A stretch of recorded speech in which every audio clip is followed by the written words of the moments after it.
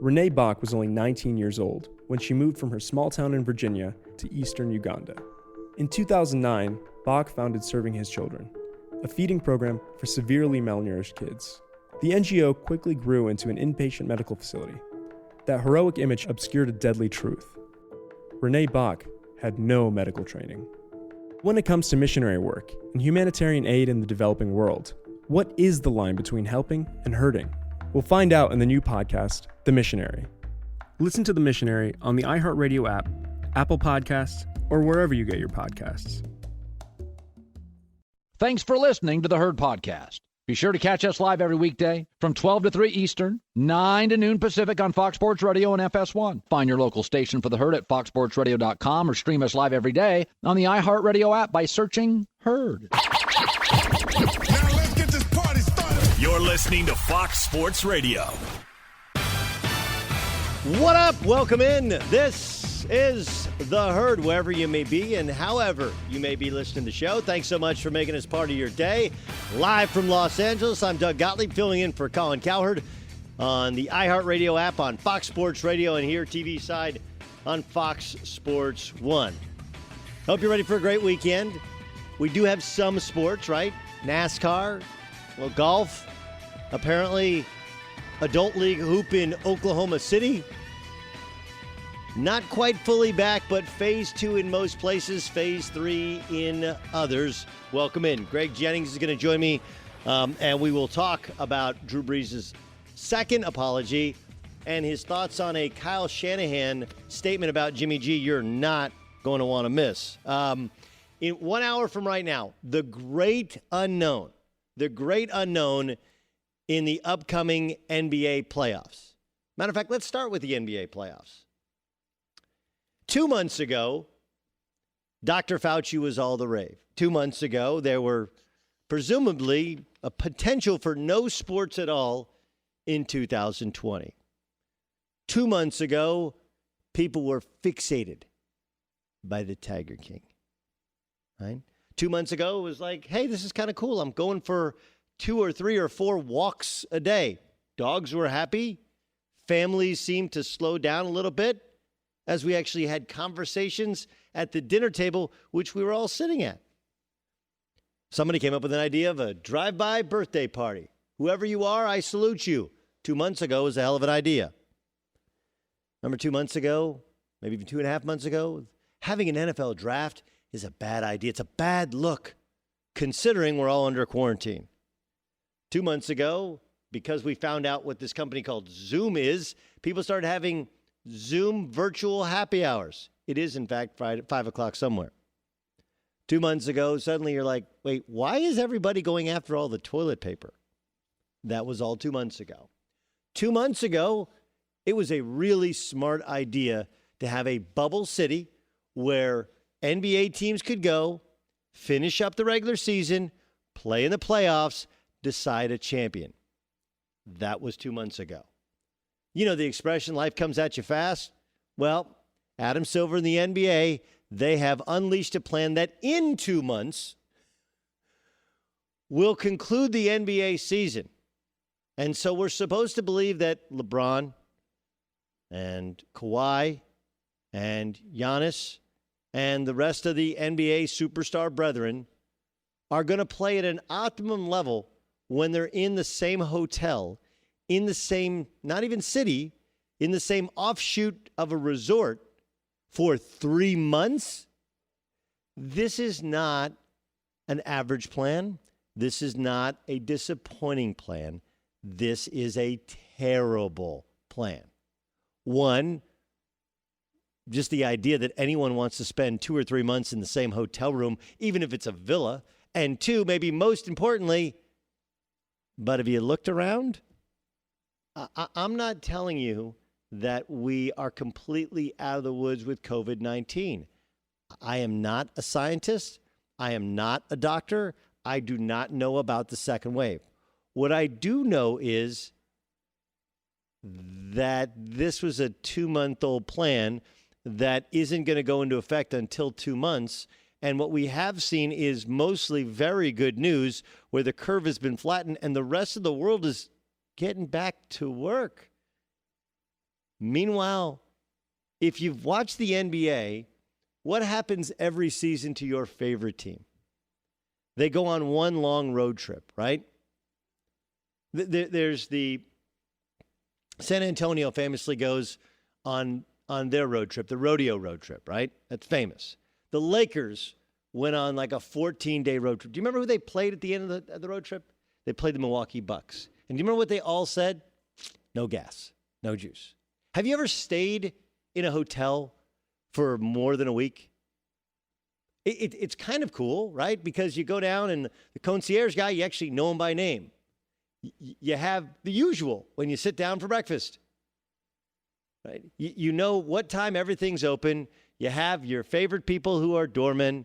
You have your place where you know to pick up the Uber. You have your spots. Trust me, I've done it for the last decade or so, going to Super Bowls, going to Final Fours. You're in town for about a week. Then you get to about day 7, you're like, you know what I'm ready for? To get the hell home, right? And that's what's going to happen in the NBA. So in addition to the fact that the level of play is not going to be great, not just because there's no fans, and because you're going to have a limited amount of juice in the building and for teams because they're staying in the same place and they're playing games that are supposed to mean something but feel kind of hollow. What happens when a team gets down 3-0 in an NBA best-of-5 playoff series? You know, they used to chant 1, 2, 3 Cancun. Now it's 1, 2, 3 home. Let's get the hell out of here. We collected our per diem. We made some money back. We got ourselves in the second round of the playoffs. Now, I just want to get home because even though I was quarantined for the better part of 2 months, being quarantined in a hotel when everybody else in the free world is out and about, including Disney World, which is going to at least be partially open when they're there, it's more than laughable, right? You're going to feel like you're a bubble boy. Everyone else is riding their scooters and riding their skateboards and bikes down the street, and mom won't let you come out and play. That's what NBA players are going to feel like.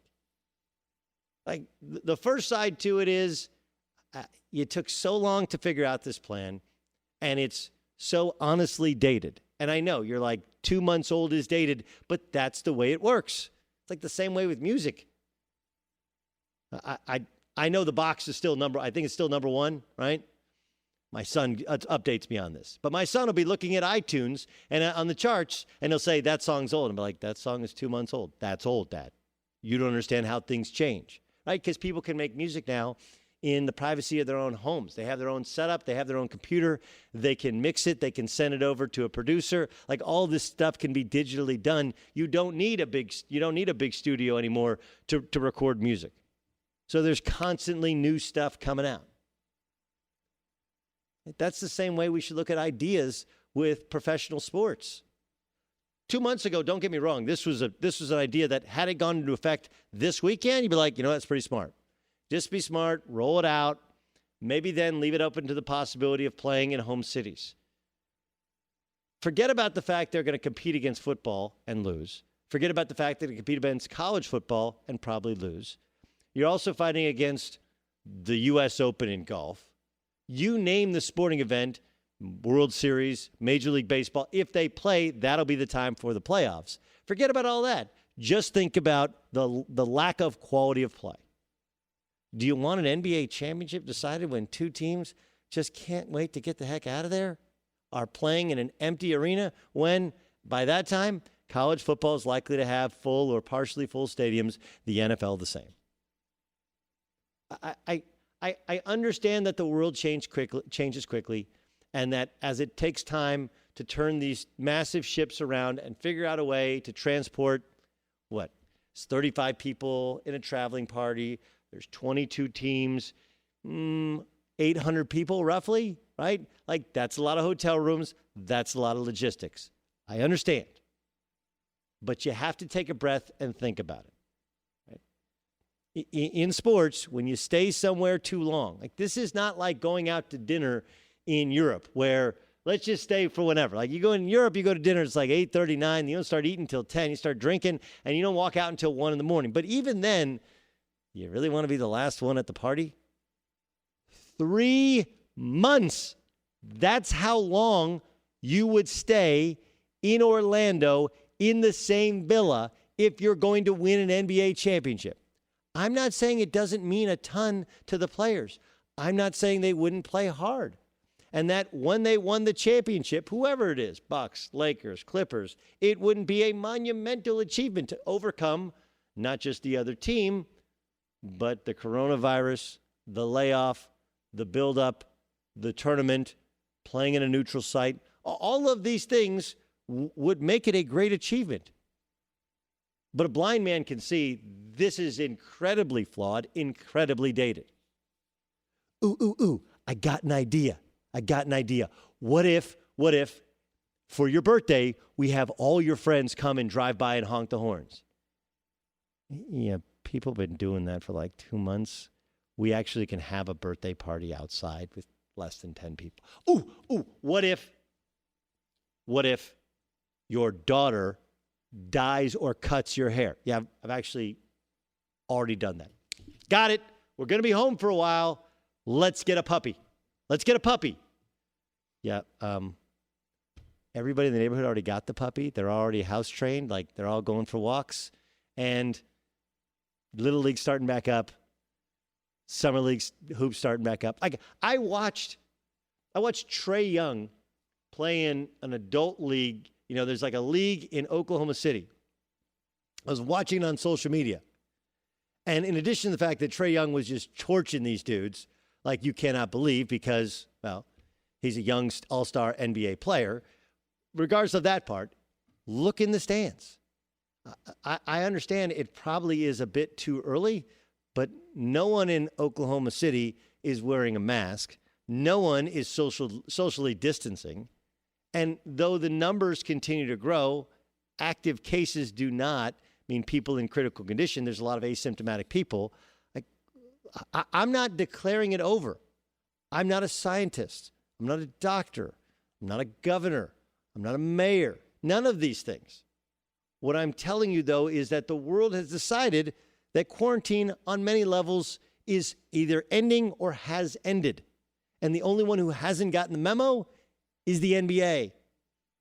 And they're going to ruin what could be an incredible tournament to conclude their season. All right, coming up next, the more you try to convince me how great this NFL quarterback is, the less I believe it. That's because actions in a championship game speak much louder than words. That's next in The Herd. Be sure to catch live editions of The Herd weekdays at noon Eastern, 9 a.m. Pacific on Fox Sports Radio, FS1, and the iHeartRadio app. Casper has everything to build the dream bedroom. Now Casper is offering free contactless delivery, and as always, free returns. Go to Casper.com for more information. Terms and conditions apply. See Casper.com/terms. Doug Gottlieb in for Colin. This is The Herd. Man, we got a great show for you. Sam Amick's going to join us in 10 minutes. He writes for The Athletic, and, of course, he's covered the NBA since 2004. We'll get his take on the 22-game end of the regular season, beginning of the playoffs to take place in the Orlando bubble, which I think I burst going back about 5 minutes ago because I just think it's a dated plan, and the world has decided on some level that we're ready to get back after it. And look, we'll discuss this with Sam and a little bit later on in the show. One of the things that people are going to have to wrap their heads around is, and this goes to college athletes as well, that you are actually safer on a college campus or in your practice facility than you would be than you would be at home. Because now when you're at home, everybody else is out and about and you're no longer truly under quarantine. More on that to come. I saw this story from Kyle Shanahan. Kyle Shanahan, first, he's growing a magnificent quarantine beard. Really, really, really impressive. He's always been a good hat guy. He's got good hair. Young, sharp coach who, yes, they blew the 28-3 lead in Atlanta, but he did get him the 28-3 lead. He made Kirk Cousins into Kirk Cousins, and now he's made Jimmy Garoppolo into a Super Bowl quarterback NFC champion. We got to remember, though, that Jimmy Garoppolo's future in San Francisco was at least partially in doubt this offseason when Tom Brady's name was bandied about. Brady, of course, grew up in Northern California. He's always wanted to play for the Niners and thought of finishing his career with the Niners. And John Lynch, of course, is their GM and former colleague here at Fox, admitted that they did kick around the idea of Brady. Here, I believe in his basement, is the head coach of the Niners, Kyle Shanahan, defending the honor and potential trajectory of his quarterback. When you have to talk to Jimmy about one of the best quarterbacks of all time being available, I know Jimmy has the goal to be that. And I believe Jimmy has the ability to be that. And that's what both of us are going for. And if we can get him there and he has the ability to do it, we're going to be pretty happy with who we have for a long time. Now, look, I believe you can be pretty happy with Jimmy Garoppolo. I think you can win with Jimmy Garoppolo. My big hang up on Garoppolo is when he missed Emmanuel Sanders, he missed so badly and missed long. And it's an explosive play when you set up and wait for the entire game for a look, and it could have won you the Super Bowl. It's one thing to miss, but he missed so badly and missed long. Instead, if you miss short, you got a chance to pass interference. That you have to believe that Kyle Shanahan and John Lynch had a conversation or two or three or five saying, did he miss that because just in the moment he overthrew it, or did he miss that because Jimmy Garoppolo is going to throw one bad pick a game, which he did in the Super Bowl, and when push comes to shove, he just doesn't have it. Not everybody has it. Like, that's the thing that we talk about clutch, and, Skip talks about clutch gene, and Colin talks about who's clutch, and Nick Wright tries to use stats, but everyone who follows sports understands, and people who play and coach sports understand even more acutely that some guys just don't have it. Whatever the it is to find a way to win games, that, when push comes to shove, my late father likes to say nut cutting time, right? They just make a play. They just find a way. And some guys don't. That's why wins and losses, though you can't directly correlate a team's wins and losses to a quarterback, you look at one score wins and losses, and you kind of can. So you can tell me that, hey, Jimmy Garoppolo's got a chance to be has about to be one of the best of all time. Is that why you let him throw 8 times in the NFC Championship game? And you can stop with hey, we did what it took to win the game. That game was over at halftime. If Kyle Shanahan not only believed in his quarterback, or maybe he needs to learn from this as a young head coach to get Jimmy Garoppolo to believe in himself, he had to let him throw in the second half. Instead, it becomes the butt of all jokes.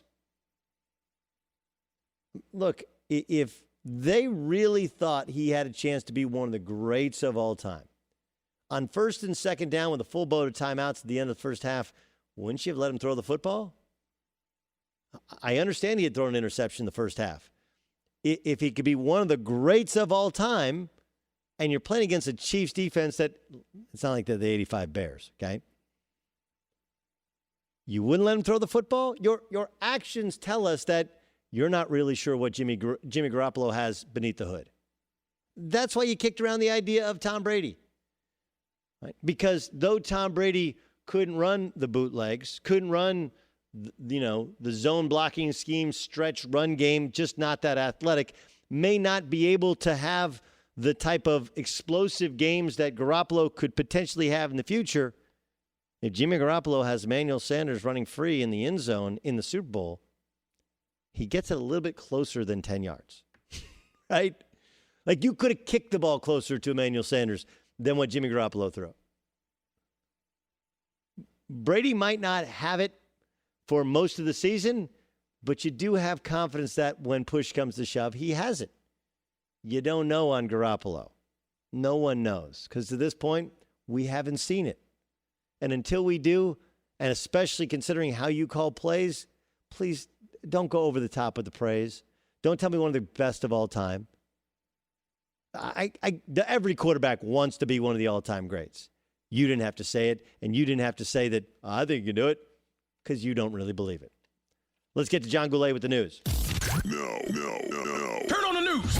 This is the Herd Line News. Noted newsman, award-winning newsman John Goulet. So the NBA announced that 29 of the 30 teams voted yes on the 22-team playoff proposal that will have the NBA season resuming July 31st. We know you're not a fan of it, but 29 teams were. The one team that didn't vote yes on it, the Portland Trailblazers. According to Chris Haynes of Fox Sports, the Blazers favored a 20-team format that would have eliminated the Kings and Spurs. Basically, they wanted the format where they're like the last team in. Woj is reporting that ownership voted based on what the players were telling them. And remember, Damian Lillard came out and said if they didn't have a real shot at the playoffs, he wasn't going to play. Do you have any issue with the Blazers voting no? No. If they said, hey, we voted no, we're not going, then I would have a problem. But you're allowed to vote no. You're allowed to be a dissenting voice. You don't like the plan? Don't vote no. It's okay. Like, it's okay. You don't have to. It doesn't have to be. I mean, and this was not a protest vote. This was not a. It's not like the Derek Jeter not getting a perfect ballot going into Hall of Fame type of thing. They just didn't like this plan as opposed to other plans. I got no problem with it. Did the NBA maybe miss an opportunity to try something a little different? I know they potentially are having a play-in tournament, but really it's the same playoff format. It's going to be a 1 through 8 on each side. So what in terms of trying things? You like the World Cup idea where they have the pool play? I like that, but you still end up with the playoffs, right? I mean, I guess that's what I'm saying. Like, is they this, have is to this have an the volume opportunity to try something because it's such a weird year? It is. It's the opportunity, and maybe they end up kicking that down the road. The idea of what's called a cup. Like they have this when you play in Europe, as I played in Israel and France and Russia. You have a cup league. That's usually when you have the first and the second division teams from each country. They compete against themselves during the year, and then they have the cup championship well before your regular playoffs are decided. And then you have a European Cup as well. I think that idea is still on the table. I just think, look, they want to try and decide a true champion, and they need a volume of games. And so that's why they got to go with the 7-game series. Did they have the chance? They did. Did they butcher it? No. My biggest issue is not just the fact that they're staying in hotels for 3 months, so it's going to hurt the quality of play. Like, there's nothing wrong with the practices, the facilities they have. Almost all these teams have. They're beautiful. They're brand new, and they can put people in them if they want to, or if they want to upgrade to an arena. But instead, now you've locked yourself in. That's my bigger issue, more so than the format. So most of us had written off the season by the Brooklyn Nets because Kevin Durant wasn't going to play, recovering from an Achilles injury, and Kyrie struggled to stay healthy all year. But now that the NBA season is ending 4 months later than expected, all of a sudden the Nets season might not be done. According to Fox Bet, the Nets title odds are 50-1. Still a long shot, but that's not normally the odds you would see for a 30-34 7 seed in a weak Eastern Conference. Yeah. They're clearly factoring in the possibility that Kevin Durant will come back and play. Now, they would go up if he did. They would go down if he didn't. It's kind of like a middle ground set of odds. I know we're going to get into this a little more later, but do you want to see Kevin Durant come back, and do you think it's a good idea for him to come back? Yes and yes. I mean, why wouldn't I want to see Kevin Durant? He was the NBA Finals MVP when he was last healthy. Last time we saw him in Game 6 for a short period of time, you're like, oh, he's the best player on the floor. Then he tears his Achilles tendon, and then we get to see him again, this time with Kyrie Irving, potentially coming off of shoulder surgery. Now, I know that the Nets, going back a couple weeks ago, said he's not going to play, but that was before this scenario was not only laid out, but pushed back to the end of July. When you factor in that he's going to get a training camp and that he get potentially 8 games to get ready, and everybody else is also coming out of quarantine, so it's not like he's cold. It's not like he's merging on the Autobahn, right? It's not like he's merging on the Autobahn. This is basically, and this is a great LA freeway reference. You know when they do that thing where they stop traffic and the cop goes back and forth and then you're all stopped, and then the cop drives off, and then everybody goes? That's where Kevin Durant would come on an on-ramp, be like, oh, okay, everybody, you're able to catch up with the flow of traffic much easier. And finally, the Bears were firmly behind Mitchell Trubisky all season, and even in the offseason, even though they traded for Nick Foles. They've finally since admitted it's an open quarterback competition between Trubisky and Foles. Bears receiver Allen Robinson said he's good with it either way. To be quite honest, I think that I feel confident regardless. I think it's more so up to the staff on what they want to see. Because again, it doesn't really come down to me as Allen Robinson as far as what I want to see. It's a person who has to lead a whole group of men. That has to lead the offense, that has to lead the team. I'm just a piece to the puzzle. But again, for me, it's gonna be a fun training camp. I'm really looking forward to training camp. There's starting to be some movement about the Bears in Vegas because last year Trubisky only threw 17 touchdown passes, yet they still went 8-8. And you figure if Nick Foles could come in and just improve the offense a little bit, they still got a great defense. They have good receivers. They can run the ball. They have a smart head coach. Do you like the Bears as a playoff team this year? I do from this perspective. I don't think the Vikings defense is as good as it was, and they lost Kevin Stefanski, who was their play caller, now the head coach of the Browns. Yep. I still like the Packers win the division. I mean, look, the Lions are interesting. I mean, what will they look like with Matt Stafford? We all think of how bad they were, but they didn't have Matt Stafford. Yep. I wouldn't sell all of your Mitchell Trubisky stock yet. Look, do I think Foles is very likely to be the starter by the end of the year? Yes. And the reason he's the perfect fit is he's played for Matt Nagy, their head coach, Bill Lazor, their offensive coordinator, and John DeFilippo, their quarterback coach, was his OC last year in Jacksonville. He's played for all of those guys. He knows this system cold. But he's also the world's greatest backup. He's already won a Super Bowl. He's already got a lot of money. He's already really retired from the NFL. He's good either way. They're going to push Trubisky, and let's see what the kid's got. He lost his confidence. They lost his confidence in him, but he's still a very young player and a talented player. I think they weren't terrible last year, and the year before they're a double doink field goal away from winning a playoff game. Yeah. I would buy the Bears stock. I would hold the Trubisky stock because right now it's really low. Players like him. Everybody likes him. That's one of the reasons a good guy. that he's like the best. That's one of the reasons that they drafted him was because he was replacing Jay Cutler, who nobody likes. That's John Goulet with the news. Well, that's the news. And thanks for stopping by. The Herd Lie News. All right, let's welcome in, thanks to Mercedes-Benz, the best or nothing, Sam Amick from The Athletic, covering the NBA since 2004. It wasn't quite, Sam, 2004 when they concocted this plan. It just feels like that long ago. It's like 2 months ago, the bubble city made a lot of sense.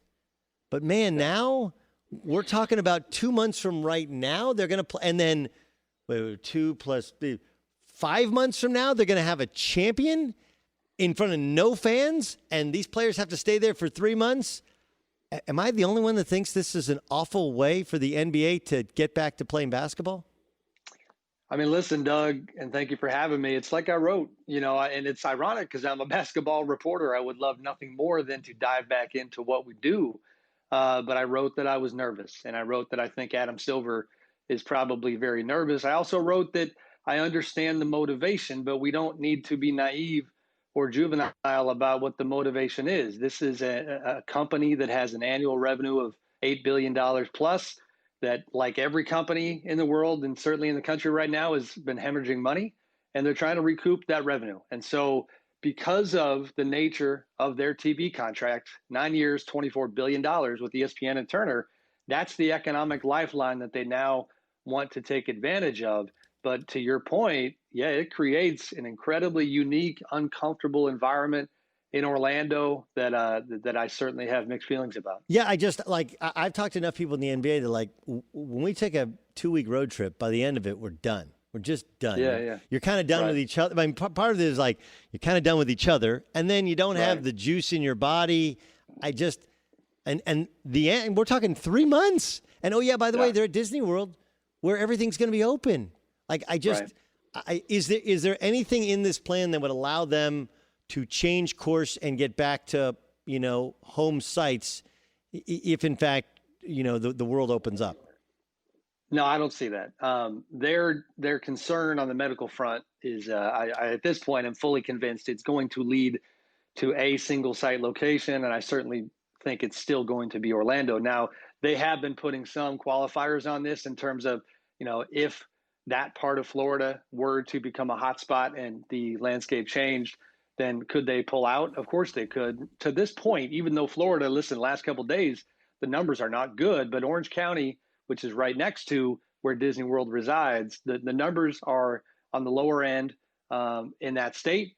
But the stuff that you're hitting on is right on point, because everything I have heard about the quality of life inside the bubble from a mental health standpoint, and specifically as a professional athlete, I think it's going to be challenging because, yes, at some point it appears that they will be able to bring their families in, but everybody is going to be very restricted. And it's going to be, for the most part, going to the arena, punching the clock, and having that strange environment with, some social distancing, maybe with masks involved, things like that, temperature checks, testing, and then going largely back to your hotel room. There's not going to be any sense that on the inside of the bubble, you can move as if you would in your own community. Sam Amick joining us from The Athletic, covering the NBA. I know the Nets previously said KD won't play this year, but again, that was before these plans came out.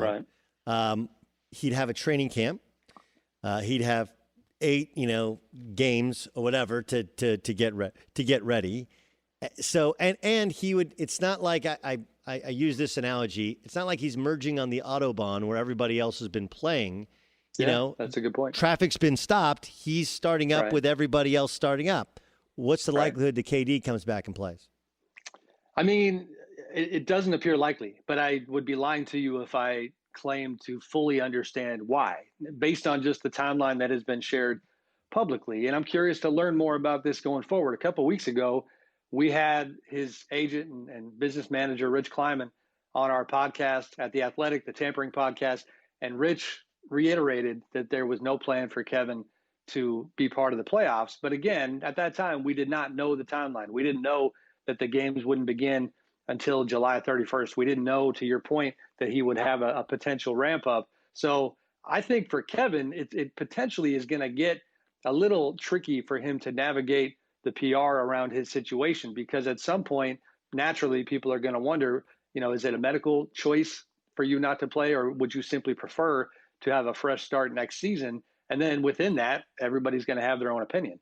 I noticed that the Pelicans have to be included in these 22 teams. Yes. Shocking. Look, I do think that you need some fodder, right? You need some teams to beat up on. You can't call them exhibition games, but the kind of exhibition games. But how much is the depth of teams about getting the Blazers in, getting the Pelicans in, heck, maybe even getting Brad Beal and getting Phoenix in? How much is this a Zion play to get this many teams down to Orlando? No, 100%. It's a Zion play. Everything you heard throughout this process is that the league would obviously be ecstatic if the Pelicans found their way into the playoffs. Now, they cringe and get upset if you put that out there in the public ether, because the inference is that they have their foot on the scale a little bit. And I'm certainly not saying that, but Zion is a ratings, winner. And he's a guy that is going to put people, in front of their couches and in front of their TVs, and they're going to watch. And it kind of broke down in the standings in the kind of way where they could really justify this, because you had these teams chasing Memphis in the West where, they weren't that far behind. And I'm fine with the move to that point. Washington and Phoenix are the two puzzling ones where I end up feeling like, for one, those teams clearly wanted to be involved and they were placated in this process. And for two, the regional sports network television contracts played a part here as well. Not as lucrative at all as the national TV deal, but a lot of money. And to give you an idea, Doug, the Lakers pull in $1.5 million per game on their RSN deal. Now, all of a sudden, these 8 games, that's $12 million back in their pockets. First round of the playoffs, same thing. So if the Pelicans get in there and Zion's part of this, that's another boost. This is a really side kind of ancillary inside basketball question. Can teams go to watch other teams play so that they're scouting? That's a really good question. I haven't asked it. I haven't gotten the answer. My educated guess would be yes, in some form. Even on the media side, I've been involved in some discussions with the league trying to get clarity on what that might look like.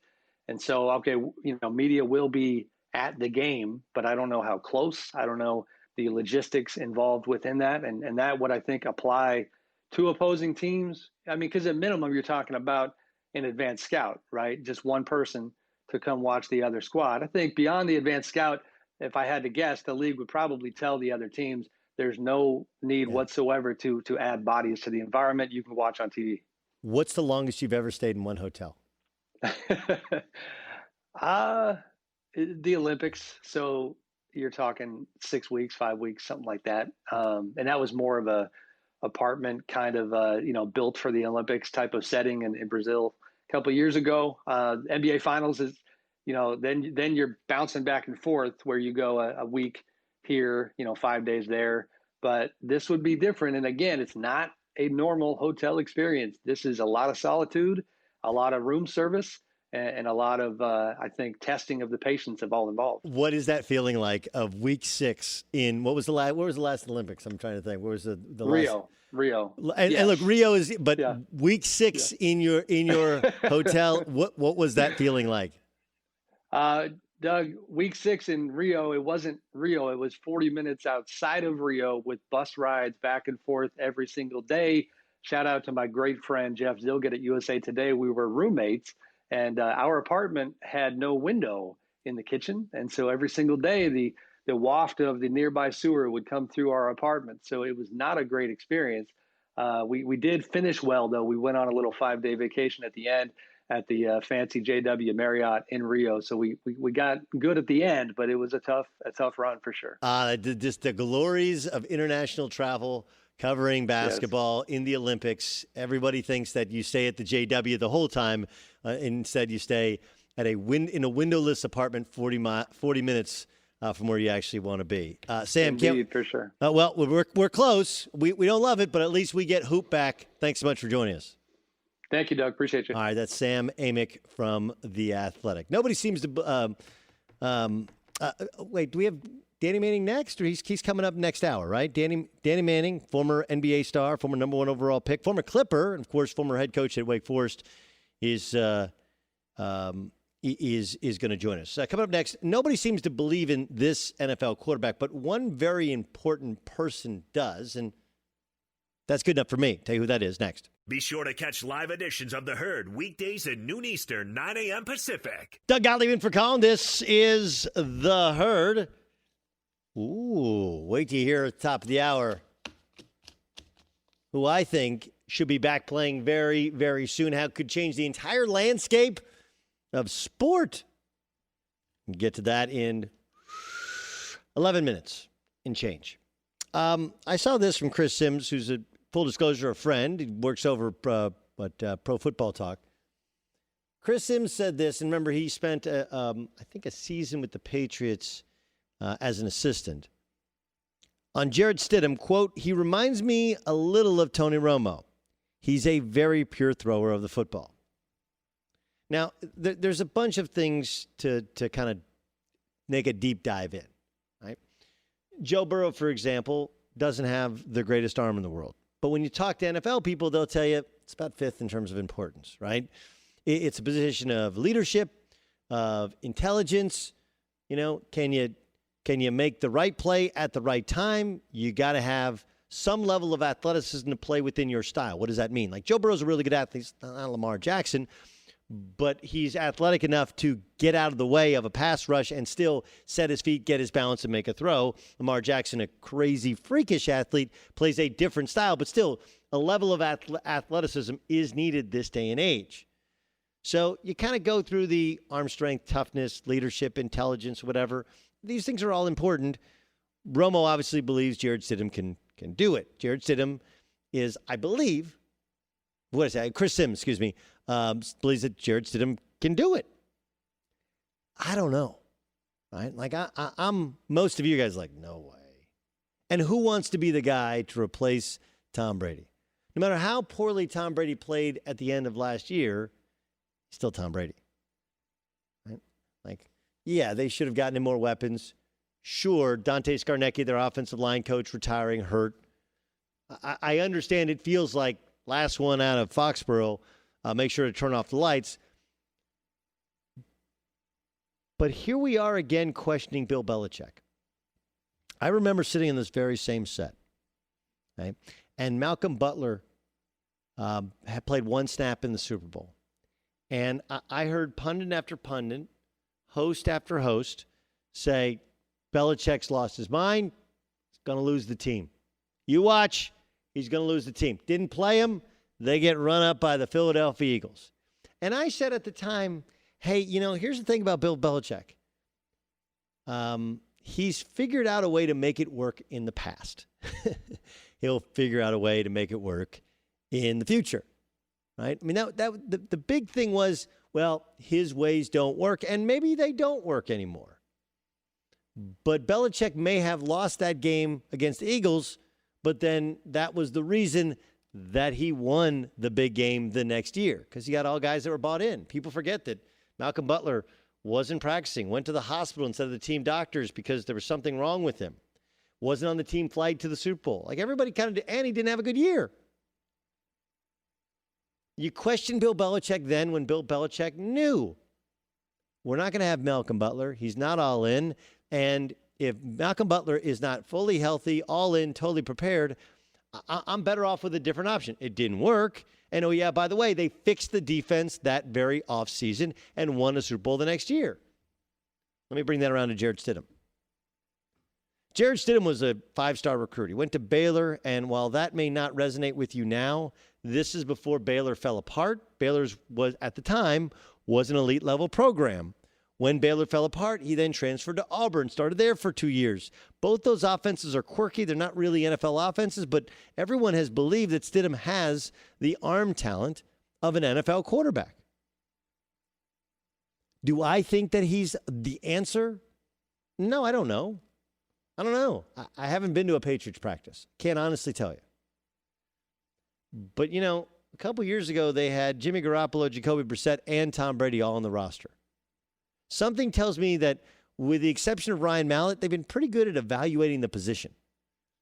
And it's kind of a no-lose for them. If they find a diamond in the rough in Jarrett Stidham, a 4th-round draft pick, right, they can build the team around him while he doesn't get paid bubkiss, kind of like the Cowboys have, right? And if they don't, you trade Stephon Gilmore before the trade deadline, and you take a shot at an elite quarterback like Trevor Lawrence in the upcoming draft.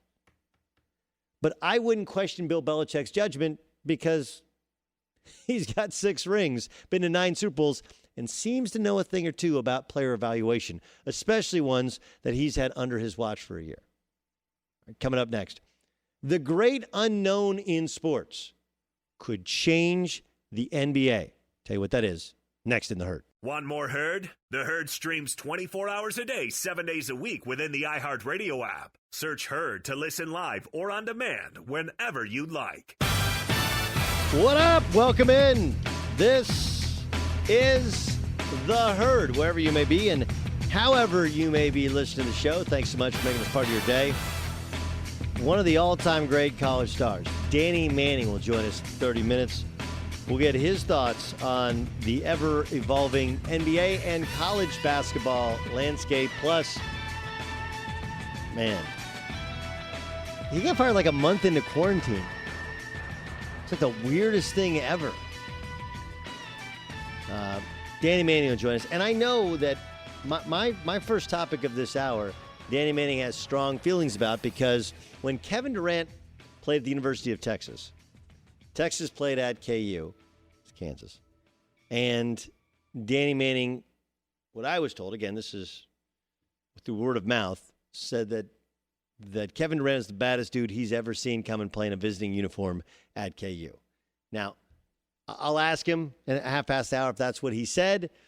Keep in mind, I know Wilt Chamberlain played there but was in a home uniform. Danny was in a home uniform, and maybe he was just prisoner of the moment. But Kevin Durant was a bad, bad boy when he played at Texas, and he's gotten even better since playing in the NBA. But there is the outside chance that Kevin Durant comes back and plays this year in the NBA. And by this year, I mean whatever we want to call this extension of the regular season, which I don't love because the quality of play probably isn't great. And they're going to be sequestered in these either villas or hotel rooms for the better part of 2 to 3 months if they're any good. But why wouldn't Kevin Durant play? Right? First of all, if you know anything about Kevin Durant, that dude loves ball. Right? Basketball is what he does. I know Rich Kleiman is his business manager and friend, and he diversified his portfolio, and he wants to make him into the type of millionaire, billionaire magnate that anyone in their right mind could only dream of becoming, but he's got all that loot, he can spread it around, and he's done very well during his time in Silicon Valley. But Kevin Durant is a baller, is a hooper. How do you know if you're a hooper? In the back of your card, you got basketball shoes, shorts, a basketball. KD does. Scott Brooks told me a story once. Scotty used to be his coach in Oklahoma City. That after their first playoff run, they played the Lakers, lost to the Lakers. And he had his exit meeting, the next day. And he said, Kevin, what are you going to do this summer? He's like, I don't know. I can't wait to get back after it. He's like, listen, it's been a long year.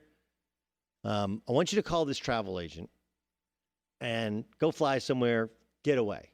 Don't touch a basketball for 3 weeks, for a month. You can watch it, but you've been doing a lot. Your body needs time to heal. Promise me you'll get away and you won't go. Like, no problem, coach.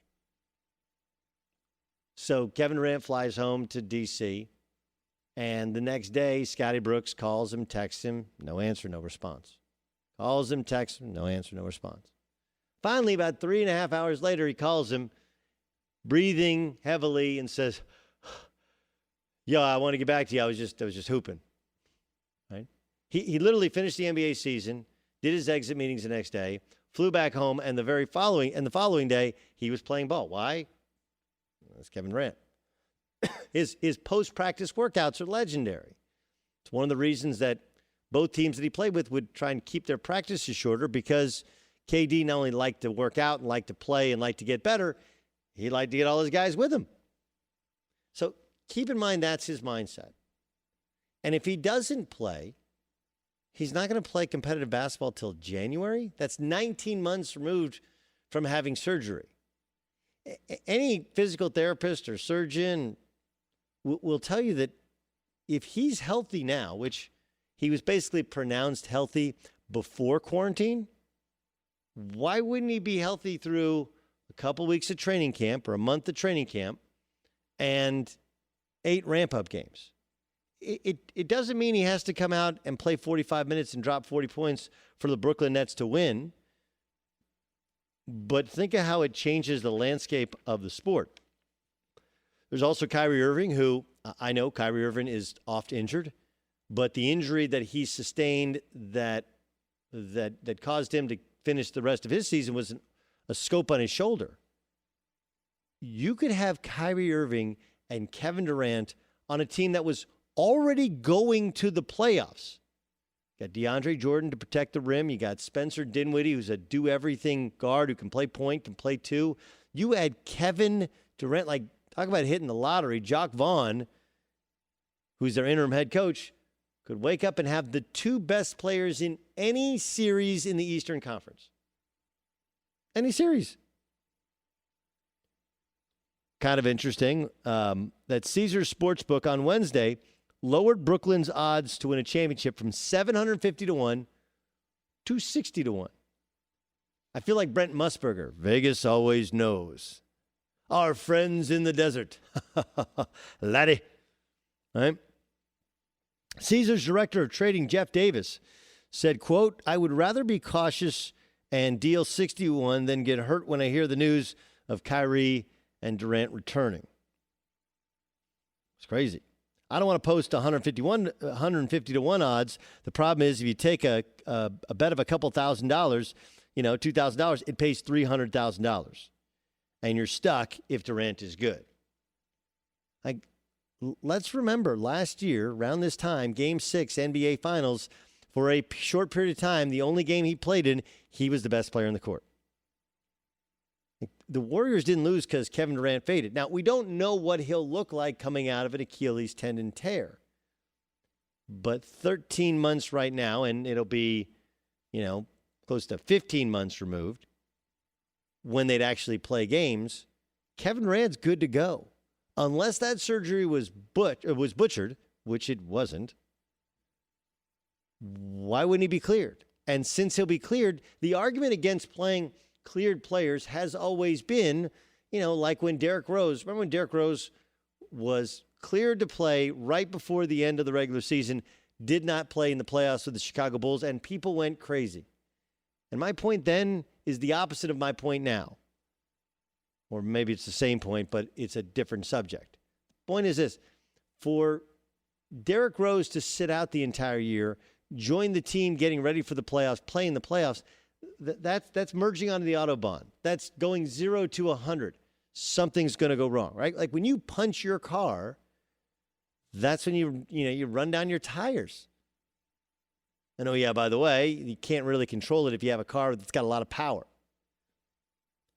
But if you slow roll if you merge into, 10 mile an hour, 15 mile an hour traffic, that's what you have with Kevin Durant. He would be joining the Brooklyn Nets, who haven't exactly been active in their own right. Not every player has been working out every day. I'm guessing KD has. One of the things about rehabbing players is some of them have been able to use their facilities because they're still rehabbing. So the best player in the NBA over the two previous NBA finals could be healthy. And do you think the NBA wants a healthy scratch? How does that look to their league partners, the TV partners? Zion's going to play. Kawhi might even play that one back-to-back they have. I guarantee 35 wants to play. And think of how it changes the landscape. As of now, they would match up with the Toronto Raptors in the first round. And I know, Raptor fan, you're sitting there going, Pascal Siakam, Kyle Lowry. Never underestimate the heart of a champion. Let's go cliche on you. And I would say Kyrie Irving and Kevin Durant are better players than anybody you got. And the truth is, there isn't a team in the West that would have in the East, that would have two better star players. And as much as you want to say, look, Brooklyn, it's not right that they would get in. What do you mean it's not right? They were on the roster. Kyrie played some of the season. Do they benefit from the extra time spent away in quarantine? Sure. But that by no means, that's just luck. This was Adam Silver last night on Inside the NBA talking about the potential return of injured players.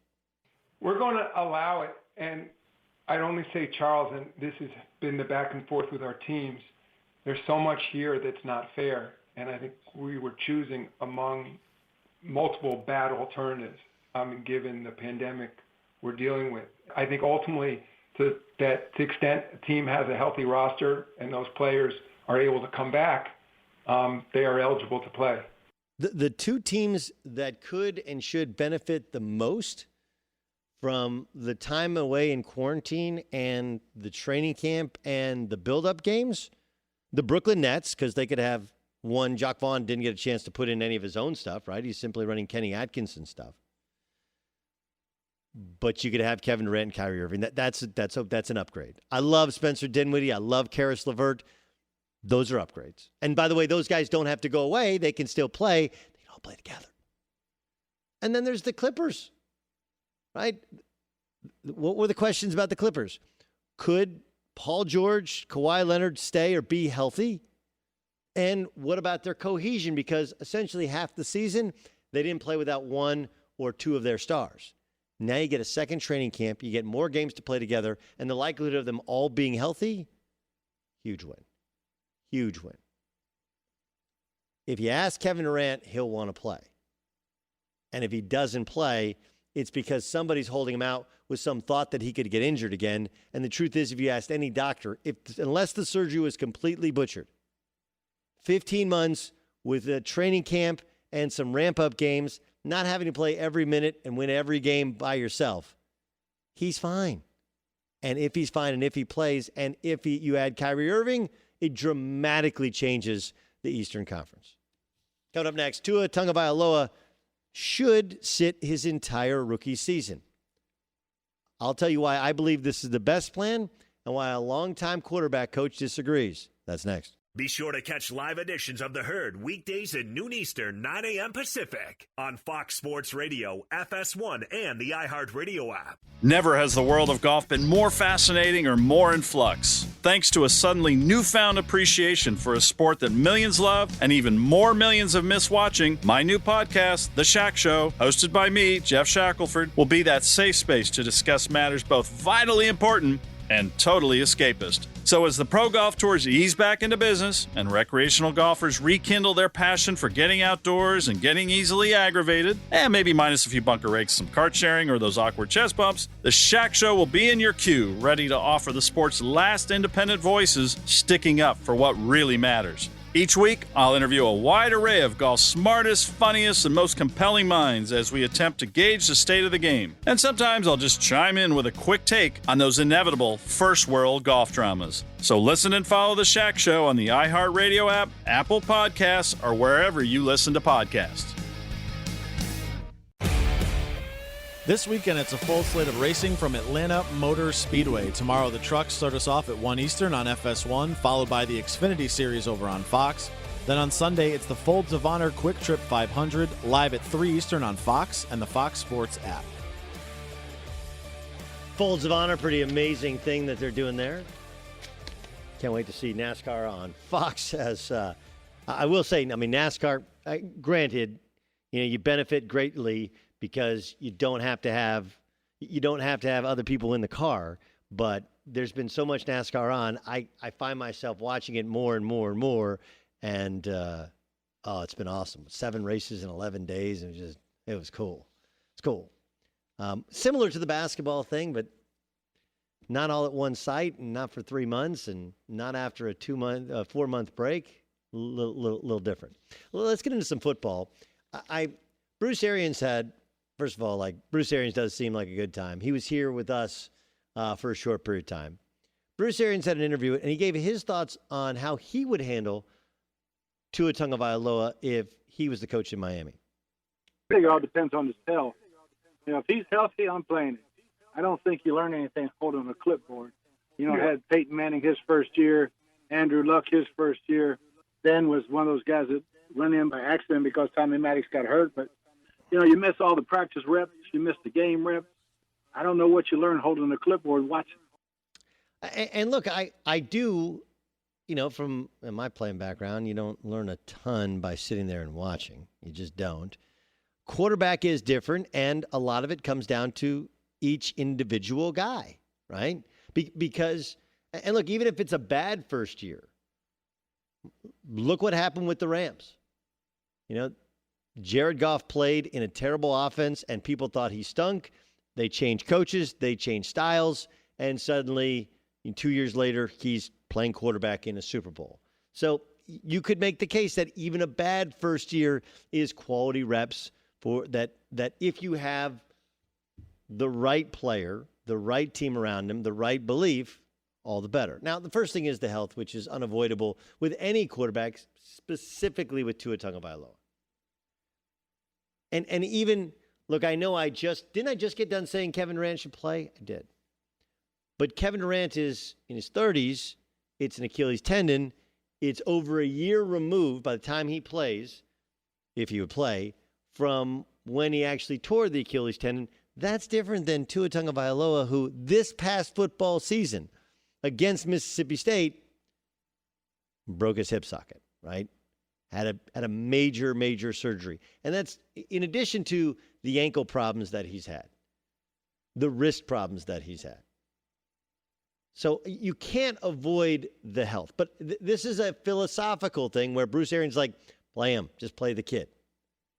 I should point out that it worked out okay for Carson Palmer. It seems to be working out well for Pat Mahomes. Now, again, it should be pointed out that Pat Mahomes was not terribly refined. It wasn't. Like when he came out, I remember talking to people like, man, his footwork and there's a high ceiling, but there's there's a low floor there if he doesn't clean some things up. And he was backing up Alex Smith, who's the consummate professional, didn't take the shots that Pat Mahomes did down the field. But if not for Alex Smith, if not for the time to sit, to learn, to get refined, I don't know if he's Pat Mahomes today, arguably the best player in the sport. And look, there's a hybrid between two. Lamar Jackson didn't play right away. Eventually, he got an opportunity later and then went and played in the playoffs with the Ravens. I think it depends on the guy, does the system fit the player? And for Tua, if you have Ryan Fitzpatrick and you want to make sure he's fully healthy, well, then you don't play him. It's his hip. This is not even a soft tissue thing. We're talking about a hip injury, is a major injury, and he gets hurt seemingly every time he plays football. Now, the one thing going for Tua is he does seem to be refined, playing in some form. There were some spread elements to it, but there was a lot of, pro-style offense in what they did at Alabama, and by all accounts, he's got a really fantastic football brain. It shouldn't be crazy hard. But you cut out OTAs, you cut out the chance to work hand-in-hand in person with coaches for a substantial amount of time. I know coaches are coming back. We'll see about players. And I would just be cautious. The Miami Dolphins have been waiting since the 90s, early 90s, to find their next Dan Marino. If you have to sacrifice half or a full season, is it that big a deal? Plus, it's not like Ryan Fitzpatrick is terrible. You know what's going to happen with Ryan Fitzpatrick. He'll play really well early, and people are like, maybe they should give Ryan Fitzpatrick the job. And then he'll come back down to earth. And maybe that's when you play Tua. He'll throw 5 touchdowns, 3 touchdowns, 2 touchdowns, 4 touchdowns, 3 picks, 2 picks, 4 picks. And you're like, okay, the Fitzmagic has worn out. That's what happens. And he'll go back to being the consummate backup who's ready in case your starter gets hurt. So I'm not saying Bruce Arians is wrong because he's lived it. Talking about Peyton. Troy Aikman took a beating his first year. Roethlisberger did have to play early. But it very much depends on the player, on the system, on the fit, who the backup is, who's the starter initially, all of those things, and how good the team is. All of those things do matter. I mean, the perfect example is what's going to happen with the Chargers. Yeah, they drafted a quarterback at 6 in the draft, but you have Tyrod Taylor, who's not only gotten to the playoffs, but when he got to the playoffs, Anthony Lynn, his head coach, was the play caller then. He knows the offense like the back of his hand, and you got a kid who, though he won a Rose Bowl, the offense wasn't nearly what they're doing. So you give him time. There's no rush. You're more likely to win in Shane Steichen's offense with Tyrod Taylor now than you are rushing a kid and getting ready. It depends upon the player, depends upon the health, and depends upon the situation. Like, does the team fit, and can you protect the guy? Let's get to John Goulet with the news. No. Turn on the news. This is the Herd Line News, sponsored by Liberty Mutual Insurance. Only pay for what you need. So as we know, speaking of Bruce Arians, Tom Brady left the Patriots for the Bucs this offseason. But according to Jason La Canfora of CBS, there was a different team in the NFC South that was interested in Brady. Had Drew Brees retired, and I bet he wish he had, the Saints and Brady had mutual interest. Brady reportedly followed Brees' decision very closely when he was deciding if he was going to retire or come back. He ultimately signed a 2-year, $50 million deal to stay with the Saints. Are you buying that report? No. Thank you. Not buying that report. Tell me why you're not buying it. I know why I'm not buying it. Tell me why you're not buying it. Look, I think I do believe they're all in on Taysom Hill. I think they think football is changing, and they want somebody athletic.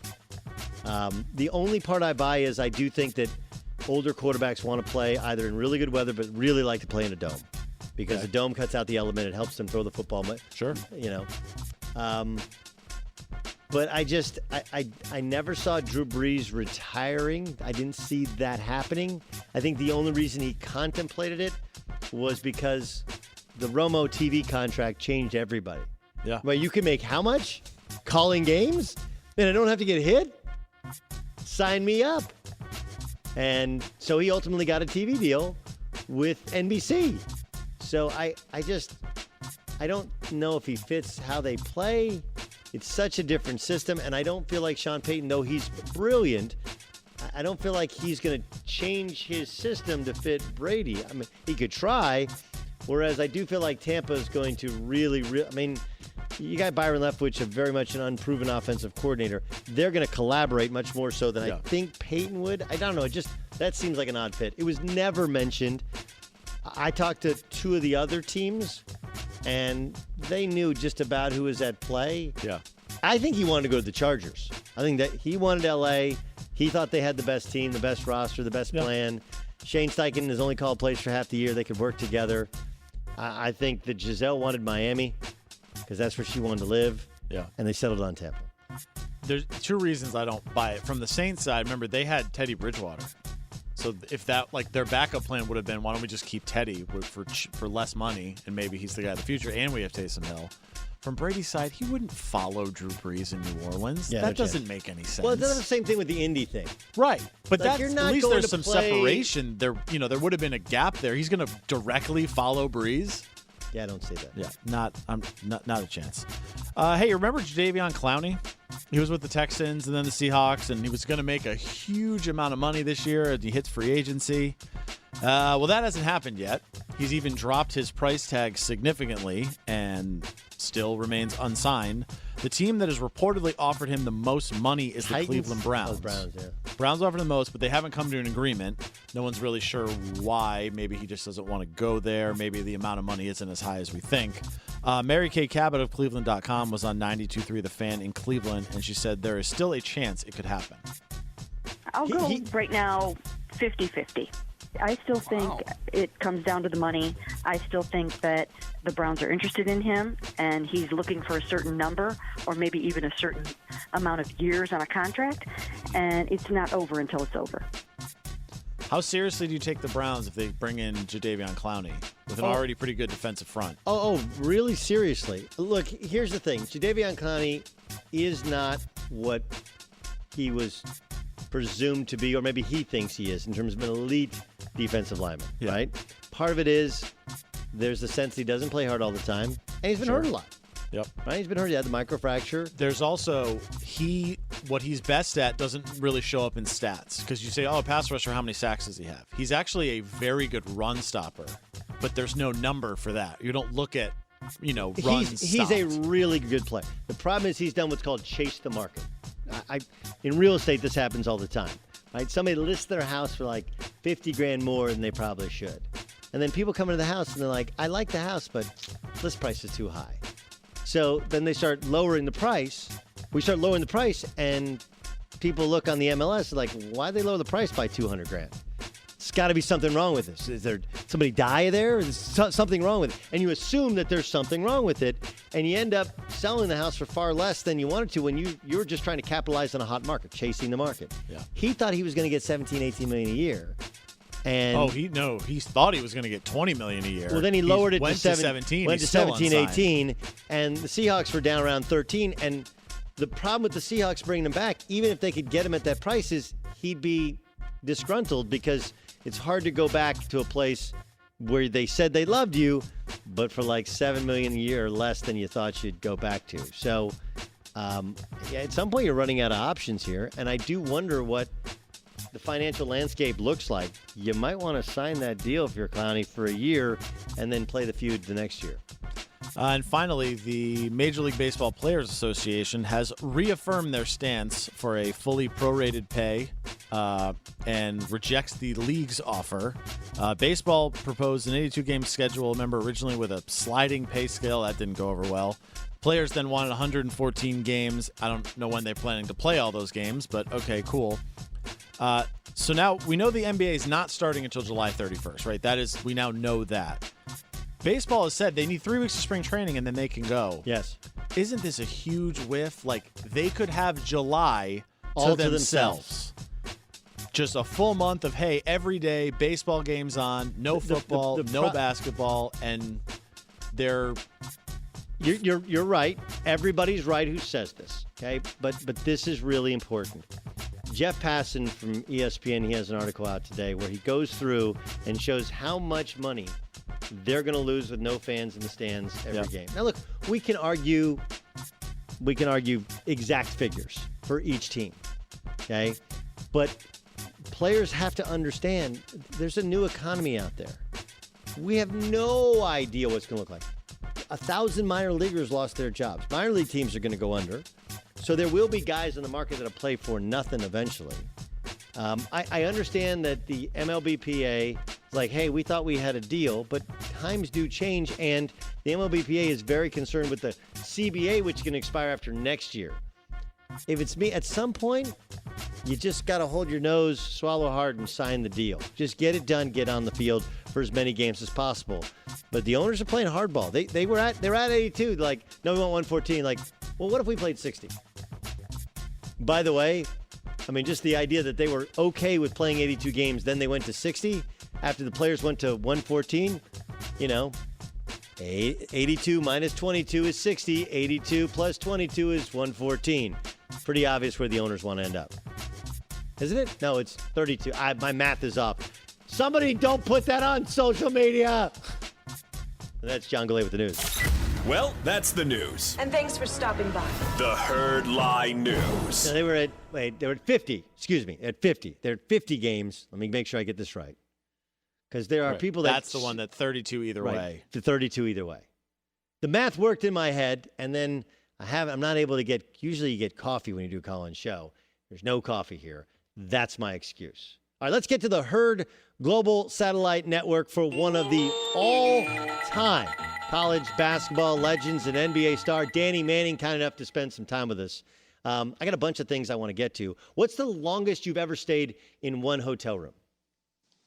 The longest I've ever stayed in one hotel room, Doug, I'd probably say there were a few places where I got traded, and before I could find a home, I was in those hotels for a while. So I'd probably say when I got traded to the Milwaukee Bucks, I was in a hotel for a couple months. So that was a good little time. Okay. Do you think you could have played at your optimum level? Because that's the plan here for the NBA. They're going to go to hotels, maybe villas, and be on site in Orlando. And the teams that compete for the championship, Danny, they're going to be there for 3 months. 3 months. How do you think that affects the quality of play on the floor? Well, I think the quality of play will be okay because I think you'll get quite a bit of rest because there won't be a lot of things to do in those situations. I think the biggest thing is reconnecting and bonding with your teammates and finding that chemistry level that you need to have to be successful on the court. Danny Manning joining us here in the Herd. You've come back from injuries before. Kevin Durant's a guy who tore his Achilles tendon like a year ago. It would be, I think, 13 months and change out. He'd have a training camp. He'd have 8 ramp-up games and be able to play. If he chooses to not play, you'd roll that over and probably play in December or January. That's when the NBA is going to start up. If you were advising Kevin Durant and he's cleared to play, what would you tell him? I'd probably tell him to wait. Going through what I went through with 3 ACLs in my 15-year career in the NBA, I think the longer you wait, the stronger you come back, the more effective you are as a player.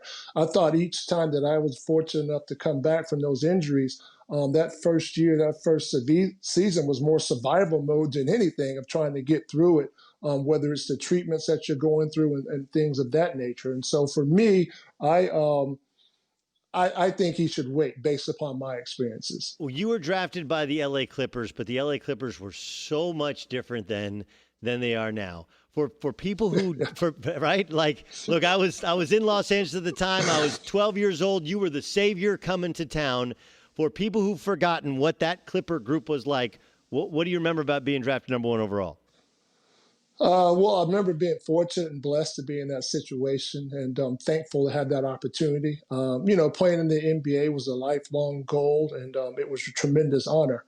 But we went through some things in terms of an organization and young players living in the city of LA with the Lakers on the other side of town, and I thought we got to a point where we were a team that made the playoffs, and Coach Brown, Larry Brown was our coach, and we were moving in the right direction. And, that didn't last long. But, I enjoyed my time with the Clippers. I thought it was very challenging, but I had a chance to grow as a young man and definitely as a basketball player. I mean, this has to bring up memories to you, right? Because I remember it was in Anaheim that you guys had to play in the playoffs, I think against the Utah Jazz because of the LA riots. And the LA riots occurred because, because of the beating of Rodney King and what happened to the police officers, right? Like this has to bring up old memories. It does. I was reflecting back on it. I was in a restaurant in Inglewood with one of my friends having a meal, and the verdict comes on and it starts going not guilty. And I look at him and I go, we got to get out of here. And by the time we got back to my house, the riots had started, and the questions about racial injustice and racism really started to kick in. Are we at the same place from your perspective as a black man who's a parent and also has been a coach and a leader of men, an assistant coach? Are we at the same place we were then? Are we at a better place? From your personal perspective, where are we? We need to be in a better place, period. There's been some growth, but nowhere near what it needs to be or what it should be. And, we're talking about racism now. And, we're talking about, what was that, 91, 92 when those riots happened. And, the racial injustices that have happened before then and since then we're just at a point where, you don't want to deal with those anymore. And we expect more, we want more. And that's where all these riots and these protests are coming from. Danny Manning joining us here in the Herd. He clears off. What's this been like for you? Like, you are a people person. You light up a room, and we've been under quarantine. What's this experience been like for you? It's been unique. It's definitely been challenging. I think a lot of it for me has been, you reflect back on all the positive and wonderful relationships that you have with people, and you let them know that you appreciate them, and you let them know that you love them, and you thank them for their contribution to your journey along the way. And, that's probably been the biggest thing, is just letting all your loved ones know when you had that opportunity, hey, I appreciate you, I thank you, and I love you. Beautiful strategic placement over your left shoulder. What is that? What is that trophy for people who are watching you on Fox Sports 1? My left shoulder, I've got a... you can turn and look. It's okay. I think it's well, for me, I've got two. I've got one is the Six-Man Award from the NBA, and another one is the Wooden Award from college. So very fortunate and blessed, and definite shout out to all my teammates that helped make that happen for me. Yeah, and of course, Danny and the Miracles. You won the championship, and you won it in Kansas City, playing for Larry Brown. You've done almost everything in basketball. And I know you love the sport, but coaching the sport gives you a different perspective, and coaching college is really, really challenging. Now you have this G League select team. Now, you're unique because you're back in an era where you played your entire college career at Kansas, then you're the number 1 overall pick, and you have a long storied NBA career. What are your thoughts on this G League select team and some of the young high school stars that are not going to go to the NBA, but they're also not going to go to college, instead play for Brian Shaw? Well, I think, first of all, we have to understand it's only going to affect a handful of young men. And, so we've got to keep that in mind. I think college is not for everybody. And these guys are opting to take a different path. I think it'll be educational for them, but I still think there's great value in college. I think the majority of our college basketball players will need their degree at some point in time to be very functional, to create wealth and provide for their families. And so I definitely feel that there's a value with that college education, but I also understand that some guys don't need to go that route. And, this has given them an avenue or a platform to go a different way. I guess the question, though, is I understand that there's going to be a select number of kids that can do it.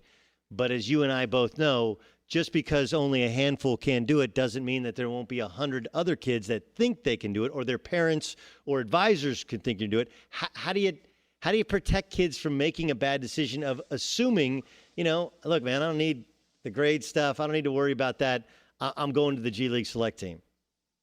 Well, I think a lot of it's just going to be education. And I think a lot of it, will be based upon who's selecting and that criteria of selection. So I don't think a lot of people are going to have that opportunity, to be honest with you, because if they're not selected for the team, then they're not selected. And so then, they'll have to look at alternate avenues. But everyone always sees their child or sees the person that they're connected with through rose-colored glasses. And, for me as a college coach, that became very frustrating at times because you don't know how hard it is to be a professional athlete or to play in one of those leagues where you're the best of the best. And it's extremely challenging and it's not easy. Yeah, there's 450 NBA players, 450 in the entire world, 8 billion people, 450. And of course, if you go into a high school gym, they all think they're going to the league. Danny Manning joining us here in the herd. I got one more for you really, really quickly.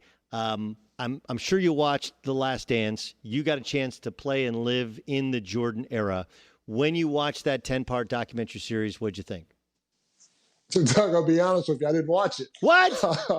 I did not watch it. I've not watched it yet. And I've seen different pieces of it, whether it's on the news or a quick, broadcast, but I've not watched it in its entirety. Kind of got a feel for it because I had, one of my better friends and teammates, Ron Harper, was a part of it. And, I played in that era, but, I can't speak on it in terms of saying I watched it. All right, how about this? I lied. I'll get one more. Did you, in fact, tell Bill Self that Kevin Durant was the baddest dude to ever play on the floor at KU?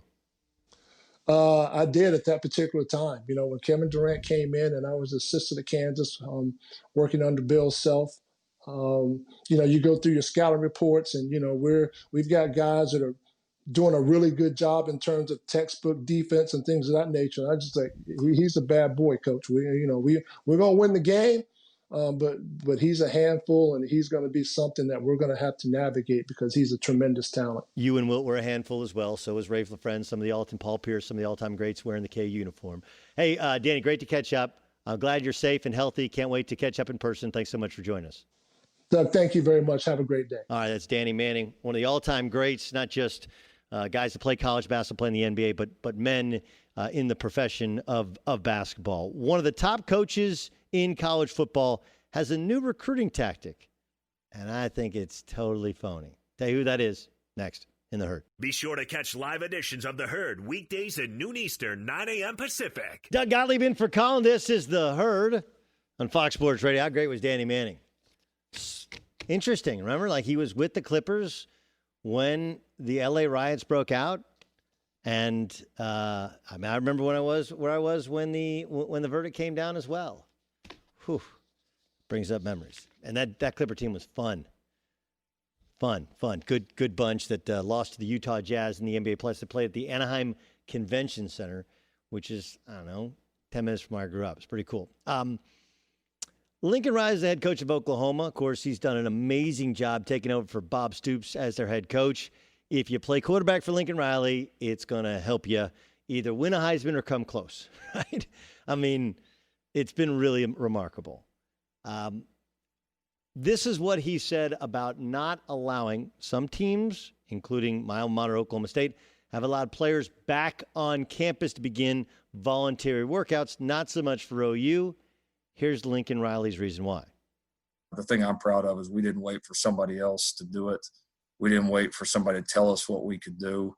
We just did simply what we believed was best. And we didn't wait till one of our competitors did it. And when our competitor said they're bringing it back early, we didn't flinch. And so I think that's a sign of strong leadership in our university. And we set our priorities and what we felt like was best, and we've stuck with it. Yeah, I think this is – I call BS.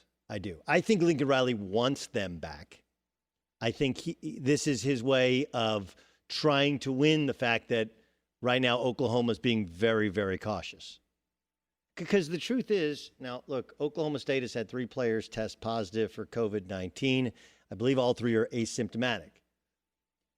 I understand if you're going from being quarantined to bringing in 85 scholarship players, over 100 guys on a college campus, now all of a sudden you have the possibility of collecting all their germs as well, right? I get that. But in Oklahoma specifically, and in Texas where most of their players are from, there isn't any more quarantine. So it's not like you're coming from a bubble. You're actually getting into a bubble once you get to campus. And by the way, once you get there, college campuses, college football programs have the financial wherewithal to pay for testing and can treat you and can quarantine you. The medical care is better. Okay? The testing is better. The prevention is better.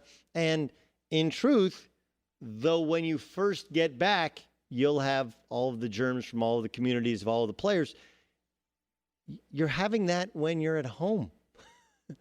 Restaurants are open. Little League is being played. Social distancing, this is not New York or California or some of the states where there have been major outbreaks. In Oklahoma, the numbers are very low, and the governor has reacted and said, let's get back to business. So that sounds like he's being really thoughtful, but the truth is I think Lincoln Riley's grandstanding over a policy that even he doesn't love. We decided not to bring him back early, and that's what we're going with. But that's recruiting. That's college sports. That's how it works. You got to turn every negative into a positive. All right, coming up next, I think the NBA is making a huge mistake. Not in coming back, but in the plan for how and where they're going to come back. I'll explain why next. I'm Doug Gottlieb. This is The Herd. Be sure to catch live editions of The Herd weekdays at noon Eastern, 9 a.m. Pacific on Fox Sports Radio, FS1, and the iHeartRadio app. Doug Gottlieb in for Colin. This is The Herd. Casper has everything to build the dream bedroom. Now Casper's offering free contactless delivery as always. Free returns. Go to Casper.com for more information. Terms and conditions apply. See Casper.com/terms. Let's get to the Herd Global Satellite Network as we welcome in a Super Bowl champion, friend of the show. You see him on Fox Sports and Fox Sports 1. Greg Jennings looking all swole in front of his jerseys. Greg, look, I want to start with the NBA because you, like me, love the league, follow the league, have opinions on the league. And I understand why the preliminary plan was the bubble. But in addition to other things, like 3 months with just your dudes around, you're going to end up hating your best friend. Like, that doesn't work. I remember I talked to the coaches at Duke one year, and they played in China and Dubai, like, in October. And then they lost early in the NCAA tournament. And I was like, what happened to you guys? You guys faded down the stretch. He's like, you know what? We were around each other too much. Do you like this plan for the NBA that's been made now? It feels like it's been made 2 months ago, but it's going to play out in 2 months. Yeah, I actually do like the plan. And one of the reasons why I would kind of come back at you when it comes to what they're doing and how they're doing it as a destination and the guys being around each other so long for a period of time. No one in history, or I shouldn't say history, but no one that's playing in the league right now to date has ever gone through something like this and then wanted to play what the sport that they love so desperately and so bad. No one's going to be thinking about, oh, man, I'm going to have to spend 3 months with just the guys. They just want to get back on the hardwood, whether there's fans. Yes, does that play a role? Of course, but that's not the focus. That's not your mentality right now. You just want an opportunity to accomplish and finish what you set out to do, and that's to potentially win an NBA championship. If you're any team that has a shot, and from what we're seeing, the format, so many teams have a shot. So I think it's going to be exciting, and they're just going to be simply ecstatic to be back doing what they love to do. Oh, I think they'll be ecstatic to be back when they have training camp and they have the first 8 games and maybe into the playoffs a little bit. But when you start to, like, you're there for 3 months. What's the longest you've ever stayed in one hotel? Probably a week and a half, almost 2 weeks. But Doug, what you have to realize is we're talking as if we haven't all been in one location. Yes, it's been our own homes, or for some, maybe not even, but we've been quarantined already. So this is the norm. I understand, but now you're in a world where everyone else isn't quarantined and you're back into quarantine. I don't know how that works with the mind. they're not going to see it as the fact that they're quarantined all over again. You're just not. Okay. You are going to appreciate the fact that we can get back to what is a glimpse of normalcy for us in playing a sport that brings so many people so much joy and frees the mind and just becomes an escape for not only us as performers and athletes, but for novice fans, for individuals who look for these outlets to get away from what's going on in our everyday lives. All right, let's talk about what's going on. Drew Brees apologized yesterday in written form. Today he apologized in video form on Instagram. From the answer to a question about flag protesting the flag potentially in this coming year to the apologies, what's your take on the Drew Brees thing? You know, my take yesterday before he issued the apology was one of, I felt that it was callous and selfish. And then once he issued the apology, I'm an individual that will accept that. I'm not one that's saying that you forget all of that, but you understand that a guy has the opportunity to either apologize or not apologize. And he took the high road of apology, and you must move forward if you're a teammate of Drew Brees. Like, to me, it struck me as lacking empathy, right? Because he went into almost like he was a politician, went into a stock answer about what the flag means to him, which I'll be honest, he has every right to have the flag mean what the flag means to him. The problem was the timing, the lack of feeling and warmth and understanding of what else is going on. So I think that's, but there are others. And look, I'm not black, so I don't know how it lands with you. Was it so bad that this will forever change how you look and how others feel about Drew Brees? Well, I wouldn't say for me personally it's going to change my complete understanding and knowledge of Drew Brees and relationship, the small relationship that I do have with Drew Brees, simply because as a teammate, anytime you've spent that amount of time with an individual, you tend to know pretty much who they are, or you have an idea of who they are. And in terms of football, Drew made a mistake, and he didn't say anything that was wrong per se, but his timing was not right. And what I mean by that is Drew Brees is a quarterback. He is playing in an ultimate team sport.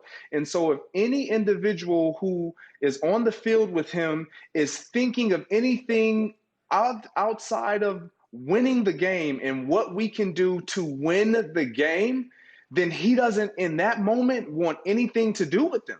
And that's all I'm saying when it comes to my vantage point and what I was able to hear and digest from his words. You weren't in the game in that moment, Drew. You were talking about something that's not relevant right now. And that's where the disappointment for me enters in, because Drew, again, as I mentioned, he's an ultimate team sport player. He's at the top in one of the highest regarded positions at quarterback. You must remain locked in. And if you participate, in which he did to a degree, whatever, in a blackout Tuesday, you've identified that you know what's going on. So you know we're in a fight. You know what the agenda is. So let's stay focused on the agenda and the task at hand. Yeah, it was interesting because he actually had talked about it in other answers in the same interview, and that he went to an answer that wasn't really about how the question was asked, and it struck me as odd as well. Greg Jennings, our guest, longtime wide receiver in the National Football League, Super Bowl champion, of course, colleague here at Fox Sports as an NFL analyst. Let me play you what Kyle Shanahan was doing an interview, and he had this to say about Jimmy Garoppolo. When you have to talk to Jimmy about one of the best quarterbacks of all time being available, I know Jimmy has a goal to be that. And I believe Jimmy has the ability to be that. And that's what both of us are going for. And if we can get him there and he has the ability to do it, we're going to be pretty happy with who we have for a long time. So it strikes me that first Drew Brees backpedaling because of his comment and apologizing. This is the Niners saying, like, yeah, we may have talked about Tom Brady, but we think Jimmy Garoppolo can be one of the greatest quarterbacks of all time. I see the smile. Do you buy it? I don't buy it. I don't buy it. And this is a quarter. Kyle Shanahan is a very smart, relatable young coach. He gets it. If he has an opportunity to what looks like to him to make an improvement, he's going to do it. And he saw that potentially in Tom Brady.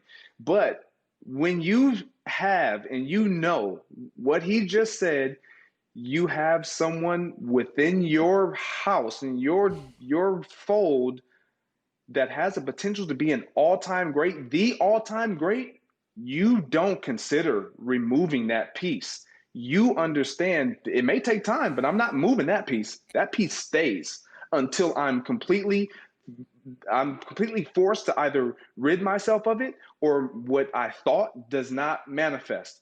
And so for him to now say that, you didn't truly feel like that, and you don't truly feel like that, because if you had, and if you do, you would have never considered offering that piece up and trying to acquire what you thought was better. You don't do it. And so I'm not buying it. I get it. I know why. And he's a quarterback coach as well as an offensive coordinator, as well as a head coach. You have to be on the side of your players and make sure your players know that I have your best interests at heart.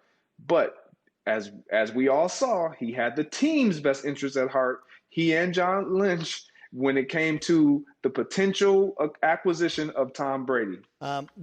When you played, were you better when you were mad? Were you better when you were hungry, when you were fed, when you were like in a Zen state, where you were calm? Like, what was the mood that you played your best football in? For me, I think it was more, if I was to relate to one of those words, it would be more of a Zen state. If I'm mad, then sometimes that can become a distraction. Mm-hmm. If I'm hungry, I think being in a Zen state, it creates a hunger, it creates a thirst and a desire to fulfill whatever it is you've envisioned yourself fulfilling and playing out. And so that Zen state is, in my opinion, personally for me, was the best place for me to be. I'm not too high. Yeah. I'm not too low. I'm ready to go, though. I ask you that because I kind of feel like Aaron Rodgers plays best when he's ticked off. And I think this whole between the Jordan Love thing and look, he's very much supported his teammates on social media, but I think he uses everything discussed, everything as fuel, and now he has kind of legit fuel. I think this can really help the Packers, the fact that they drafted Jordan Love and that he even admitted he wasn't all that jazzed about not getting a weapon. Is that accurate, that he plays better when he's ticked off? Yeah, we've seen it. We've seen it when his back has been against the wall and that team's playoff berth was against the wall. And we go back to the season a few years ago when he issued the statement of relax. He knew right then and there, I got to back these words. And he was willing and ready-made to back those words to the fullest. It was just a matter of everyone coming on board, and that's what great players do. They find a way to really tap into not only themselves emotionally, but everyone else around them emotionally, so they feel like, yeah, they slighted all of us, not just you, Aaron. They're not just doubting you. They're slighting all of us. They're saying that we don't have what it takes. They're saying that we can't accomplish this. And so with you slighting Aaron, and it's not a slight, they're just doing what they feel like it's best to move forward if and when he decides to move on. Yep. And be prepared for that. But that's not how players see it. I know. If a player is drafted of your position, you're like, okay, I see what you're doing, but I have to do something about it to make sure I'm going nowhere. Bruce Arians says, hey, you don't learn anything on the sidelines, which I think most of us agree with. But the Tua thing is interesting, right? Because he's been hurt a lot. And you have Fitzpatrick, and it's not like the Dolphins, we think they're playing for a Super Bowl this year. I mean, maybe that division is fairly open. The Bills are probably the best team. We'll see about the Jets. If you're the Dolphins, what's your thought process on if and when you play Tua this year? To be honest, my thought process, I'm going to let it play out. And if I have the opportunity and the luxury to allow him to gain experience from Ryan Fitzpatrick and start him, and if Tua surpasses him, then so be it. Insert him. But if I absolutely have the luxury to let him sit back and absorb and learn and be more educated and have more time to develop and to see the speed of the game, to understand it before he actually is thrown in the fire, if he's more well equipped to handle the fire, he's going to be better suited for it. That doesn't mean that he wouldn't perform well if he does get thrown into it, but I think every coach would rather sit a player unless he just outright shows, I am ready to go. And I think that's what a coach from the outside, and just all of us from the outside looking in, will disregard, because we don't have to truly make that decision like the Miami Dolphins. He wears a size medium shirt, okay? He might not pass the Fox Sports PED test, but he is a great guy and a two-time Pro Bowler. He's Greg Jennings, joining us from somewhere from Chateau Jennings with the jerseys hanging in the background. G, have a great weekend. Thanks for joining us.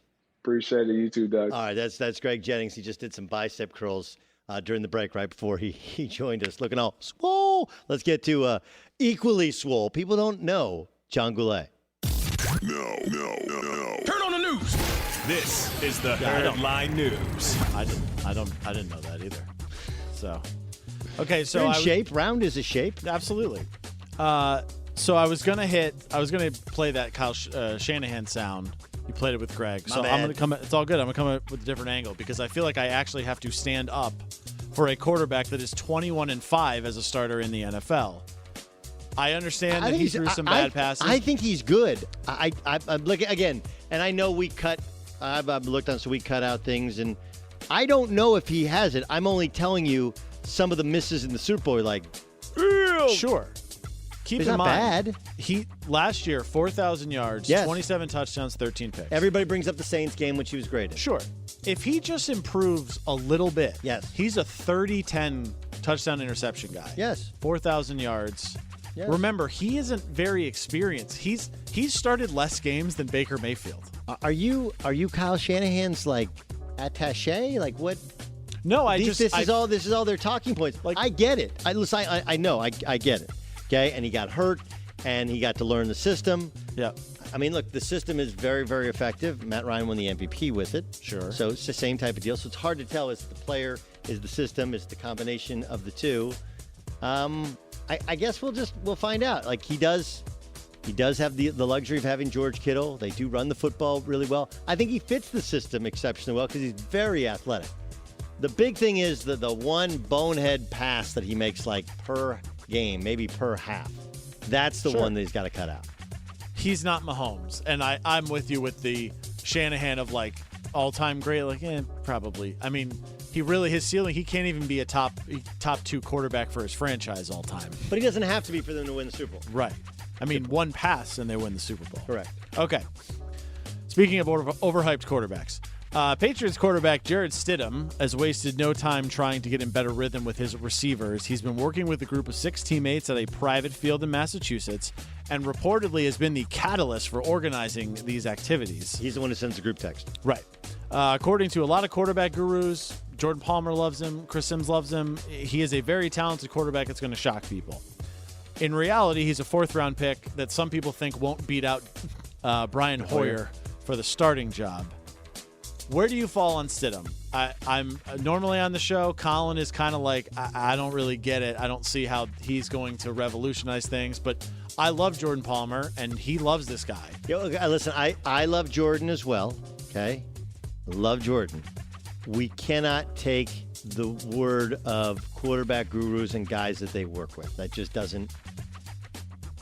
that's like when we get to these political debates, you go to the guy who's like, our guy killed it. You're like, your guy was awful, So, and I'm not trying to impugn all of his credibility.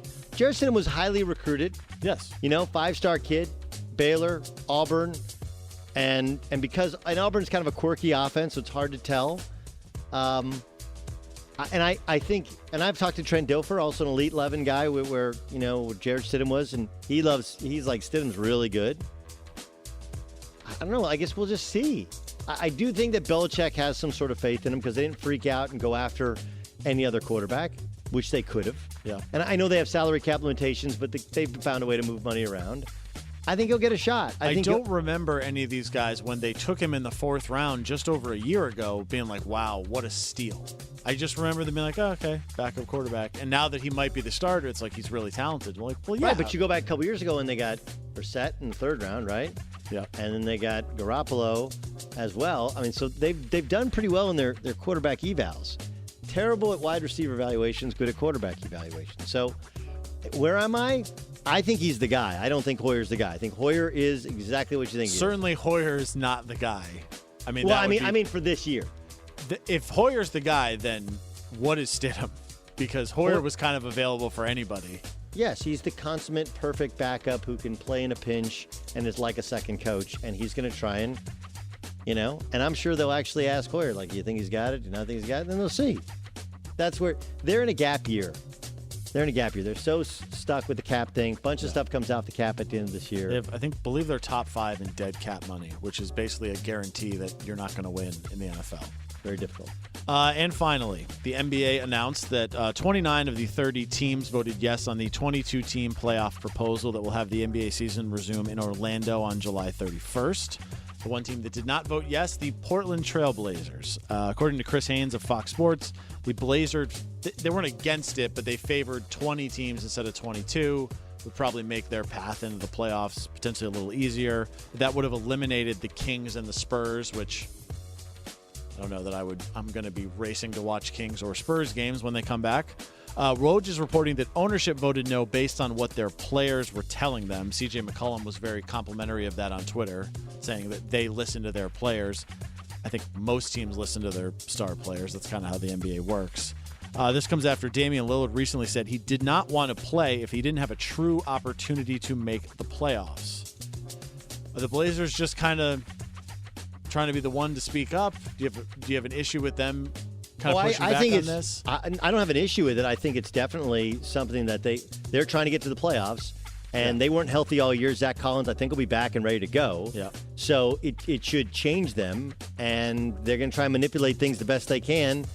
It's like I think people would think, well, if you bring in the Kings and the Spurs, that means you have more wins. Yeah, that also means the other teams, the Grizzlies, who they're competing with, trying to get that 8th playoff spot, they could get some more wins. So there's some logic and thought process.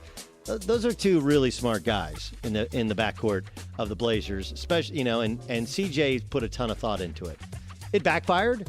I don't mind a one protest vote. Sometimes it's going to pass, right? Yes. So why not just to say kind of no make a and we'll point? Get our to make thoughts a point out there. Yeah. Just to make a point. And that's John Goulet with the news. Well, that's the news. And thanks for stopping by. The Herd Lie News. Imagine picking up your smartphone, opening an app, and controlling your grill remotely from anywhere. Do what I did. Get the best. Get a RecTech grill. That's rectechgrills.com. RECTEC grills with an S.com. I'm not sure if you're aware of what today is. It will make you smile. It might be my favorite best for last I've ever done. Share it with you next in The Herd. Be sure to catch live editions of The Herd weekdays at noon Eastern, 9 a.m. Pacific on Fox Sports Radio, FS1, and the iHeartRadio app. Doug Gottlieb in for Colin. This is The Herd. Hope you're having a great day and get ready for a great weekend. Remember to use this time to band together, not break apart, and that's exactly what we're going to do with the best for last. See, here's the thing. Okay, we live in a polarized country, we're divided on so many topics that for the best for last, I thought I would celebrate the fact that, did you know today is National Donuts Day? And of course, I'm sitting on the Fox lot. You think of Fox and donuts, you think of Homer J. Simpson, don't you? I'd sell my soul for a donut. Right? What was the famous line that Homer had about donuts? Right? Donuts. Is there anything they can't do? Right. Save Springfield from the monorail. Do you guys remember the monorail? Of course. Monorail. So, look, here's the thing about donuts. I'm not saying you love donuts, but I I don't think there's a human being alive that doesn't at least like them. Donuts. Right? There's not a human being alive that's like, no, I hate donuts. Right? Spiders, some people are like, ah! Some people are like, dude, it's a spider. Some people call the family and let's kill the spider. There are people that don't like peanut butter and jelly sandwiches. There are people that don't like hamburgers and cheese. I don't know what's the matter with them, but there are people. People that don't like pizza, and there's people that don't like sushi. You pick it. You can find somebody, but no one says, like, donuts, gross. You may not have one because if you have too many, it could be unbecoming. You may not love all of that sugar in the morning, although, suggestion, donuts for dessert, also not bad, right?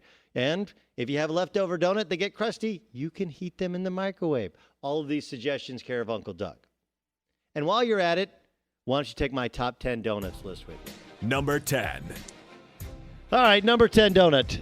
Let's start with the plain donuts. Yes, this is a little bit of a tip of the cap to Just Plain Yogurt from Spaceballs. If you ever get like an assortment of donuts, there's always the plain donuts. People are like, who's going to eat those?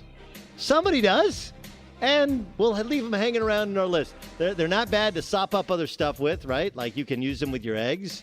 If you're trying to stay away from the sugar, you dip them in your coffee or in your hot chocolate.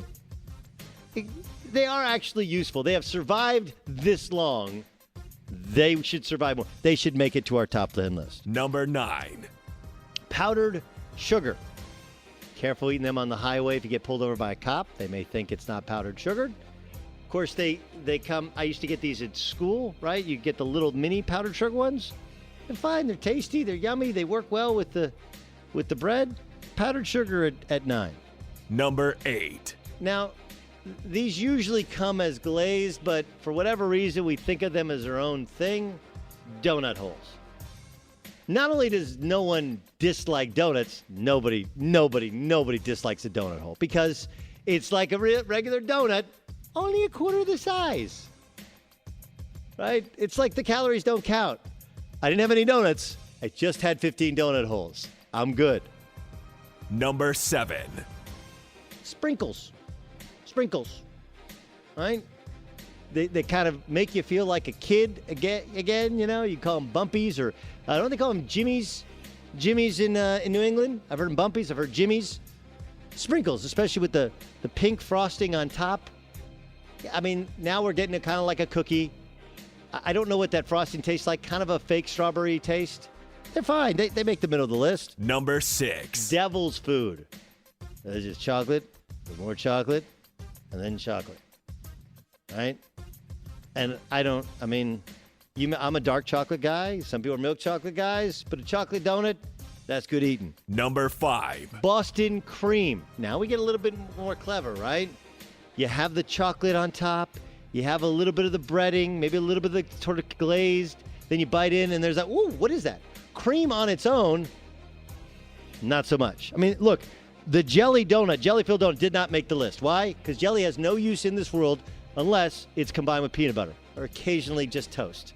Okay, but inside of a donut doesn't work for me. Boston cream, it's the chocolate and the cream and the bread combined. Yum. Number 4. The cronut. Like, what's a cronut? That's the croissant donut. Lighter, flakier. Ooh, yes. You're like, California cronut. Sure, fine. Okay, I'll accept that. That's Number a compliment. 3. The maple bacon donut. Now, listen, I didn't go the high-end variety. There are some great high-end variety donuts for the most part. But whoever you are out there who came up with the idea, let's put bacon on it, I salute you. Let's put maple and bacon on it. You, sir, deserve some sort of statue. Maple bacon is good eating. Number 2. Glazed donut. Like when somebody says, do you want a donut? This is what you expect. All the other stuff you have to kind of name. If you just say, yeah, I'd have a donut. This is what, and it's solid. And whether you get the Krispy Kreme's kind or you get the kind of more ornate, made to order sidecar donuts at the spot down the street, or you get a Dunkin' Donuts one, whatever you do, you can't go wrong with a glazed donut, can you?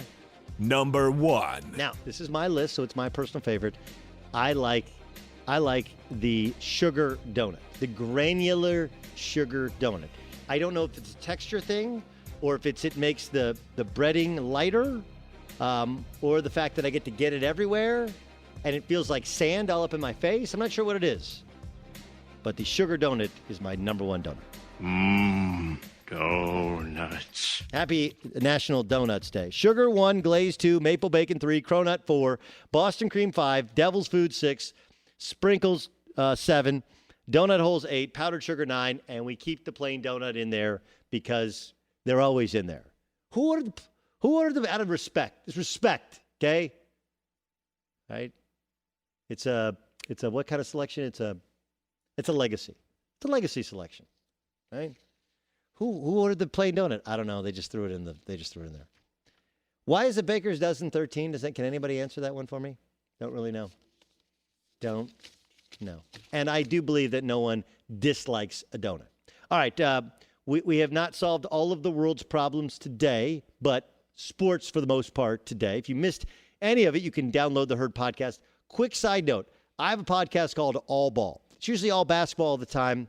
I sat down with TJ Hushmanzada, who you can hear on this show and other shows.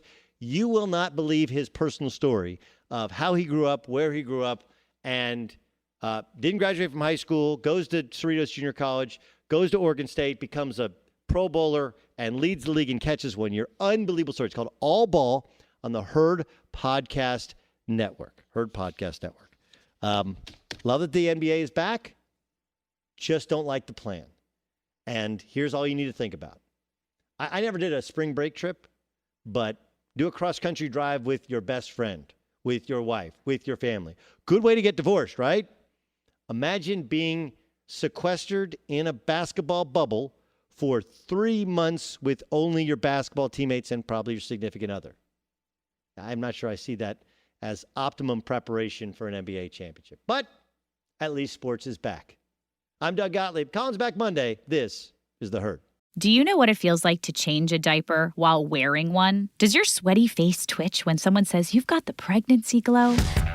Hi, it's Katie Lowe's, fellow mama and host of Katie's Crib, a podcast where we have open and honest conversations about what it's really like to be a parent. This season, we've got powerhouse guests like America Ferrera and Gabrielle Union. It's real moms, real talk, real tired. New episodes release every other Thursday. Listen to Katie's Crib on the iHeartRadio app, Apple Podcast, or wherever you get your podcasts. I'm Katie Couric. I'm Bozoma St. John. I'm an award-winning journalist, if I do say so myself. And I'm a hot-to-trot, trailblazing marketing executive. And we're very confident. We wanted to combine Bose's business and branding expertise with Katie's natural curiosity to create a podcast responding to this moment in time. Welcome to Back to Biz with Katie and Bose. Each week, we'll interview innovators, creatives, and CEOs to find out how our pandemic present will forever change the business of tech and media, travel and leisure, education and sports, fashion and pop culture. Because in many ways, this has been a really dark time, but it's also a time for reassessing, recalibrating, and finding the light. We're doing 10 episodes, and you can catch them every Thursday. So listen to Back to Biz with Katie and Bose on the iHeartRadio app, Apple Podcasts, or wherever you get your favorite shows.